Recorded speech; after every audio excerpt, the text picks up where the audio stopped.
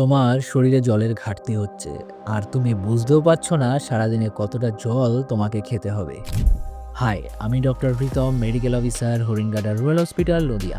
ভিডিওটা সেভ করো আর শেয়ার করো তার সাথে যে জলকে খুবই অবহেলা করে।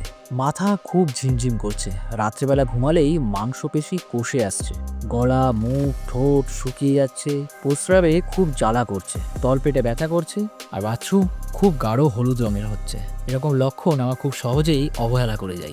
কিন্তু আসল প্রশ্ন হলো কতটা জল খেতে হবে। আসলে এর কোনো বাঁধাধরা নিয়ম নেই। তোমার শরীরে যদি জলের ঘাটতি হয় তাহলে তোমার শরীরই তোমাকে সিগন্যাল দেবে। সেটা হতে পারে তোমার তেষ্টা বাড়িয়ে, কিংবা উপরে যে লক্ষণগুলো বললাম সেগুলো প্রকাশ করিয়ে।